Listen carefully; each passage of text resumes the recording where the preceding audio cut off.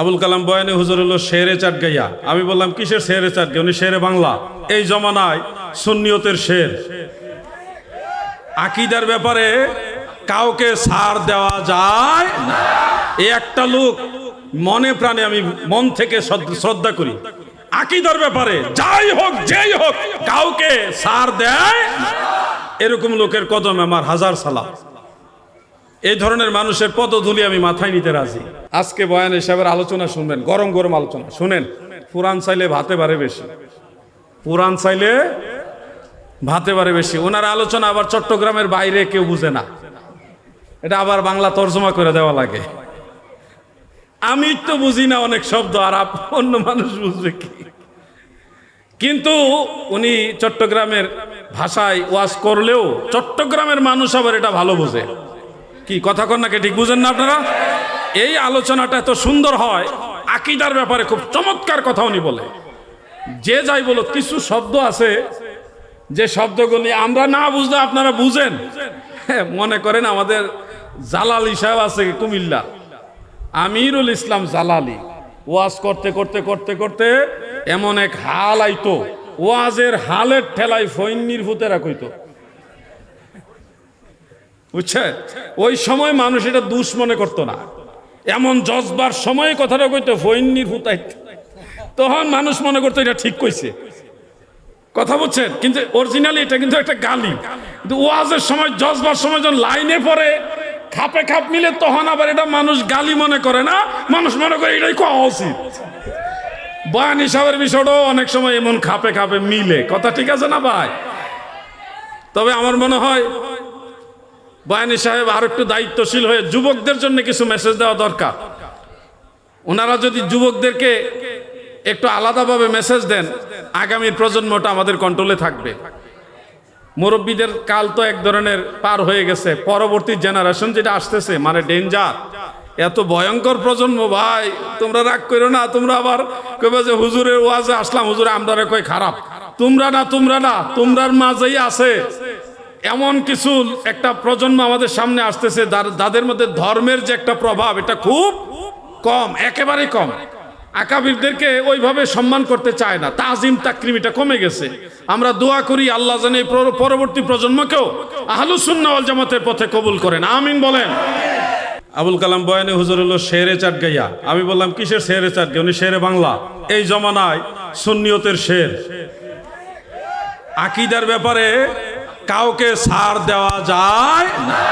এই একটা লোক মনে প্রাণে আমি মন থেকে শ্রদ্ধা করি।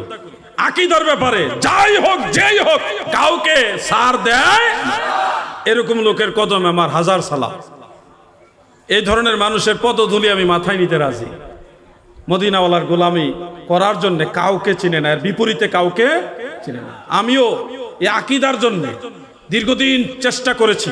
একটা দরবারের সাথে রিলেটেড আমি ছিলাম, দীর্ঘদিন আমি চেষ্টা করেছি, একটার পর একটা সংস্কারও করেছি। কিন্তু একটা জায়গায় যাই আমি ঠেকে গেলাম, পারলাম না। যখন দেখলাম এরা আমাকে উল্টা আরো দোষী বানায় দেওয়ার ষড়যন্ত্র করতেছে, তখন আমি এই দরবার বাদ দিয়ে চলে আসছি। আকীদার ব্যাপারে কাউকে ছাড় দেওয়া যাবে। আমার উস্তাদ পর্যন্ত যখন সুন্নিয়তের বিরুদ্ধে দাঁড়াইছে, আমি উস্তাদ ছেড়ে দিছি। উস্তাদ কেউ চিনি না সুন্নিয়তের বিরুদ্ধে। এটার নাম ঈমান, এটার নাম সুন্নিয়ত।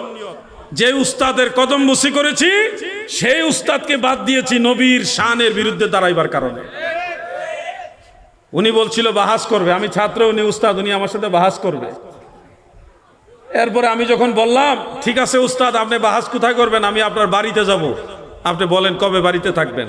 এখন আর পাওয়া যায় না, দূরবীন দিয়ে খুঁজে পাওয়া যায় না। কয় কি আমি বাহাসের কায়দা জানি?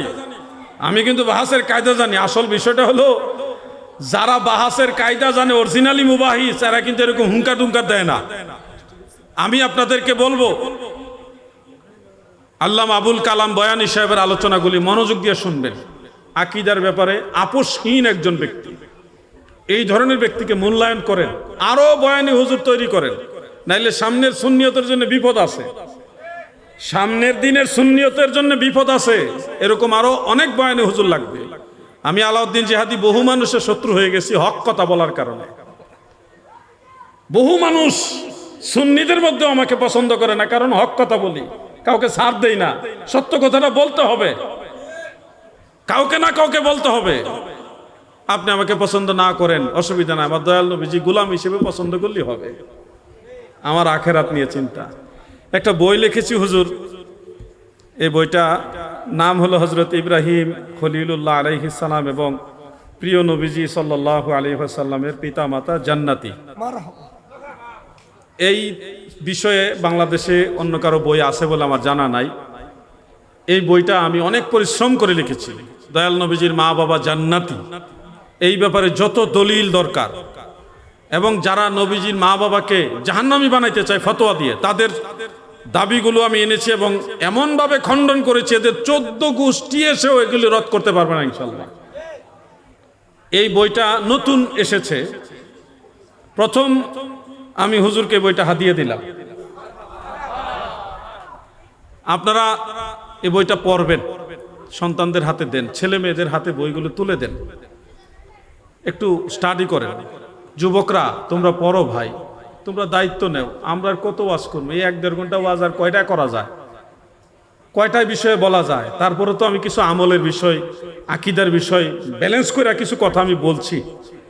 এখন হুজুর আসছে, হুজুর বলবেন, কিন্তু আমার অনুরোধ, আমরা ওয়াজ করে আপনাদের কতক্ষণ বুঝাবো? আপনারা নিজেরা দায়িত্ব নেন। আপনারা প্রত্যেকে এক একজন বয়ানে হুজুর হওয়ার চেষ্টা করেন, প্রত্যেকে আলাউদ্দিন জিহাদি হওয়ার চেষ্টা করেন। সুন্নিয়তের আকীদার জন্য, আহলুস সুন্নাহ ওয়াল জামাতের আকীদার জন্য বয়ানে হুজুরদের মতো যারা আকীদার ব্যাপারে কট্টর, তাদের পদধূলি নেবেন, ওনাদের সম্মান করবেন। এই মানুষগুলি দামি মানুষ, দুনিয়াতে ওনারা যদি দাম নাও পান, দেখবেন হাসরের ময়দানে দরবারে নববীতে তাদের মর্যাদা অনেক বড়। এই মানুষগুলিকে সম্মান করবেন যারা আকীদার গুরুত্ব দেয়। এই কথাগুলো বলেই আমি আমার আলোচনার শেষের দিকে যাচ্ছি। যদি হায়াতে বেঁচে থাকি আবার দেখা হবে ইনশাআল্লাহ, আর যদি মারা যাই হাসরের ময়দানে দয়াল নবীজি কদম মুবারকে কিনারে দেখা হবে ইনশাআল্লাহ। ডেকে নিবে যেদিন আমারে তোমার প্রিয় করে নিও, হায়াতের দিন ফুরালে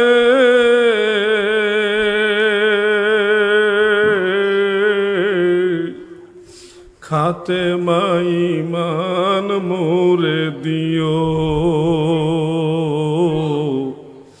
কালেমা নসিব মোরে দিও।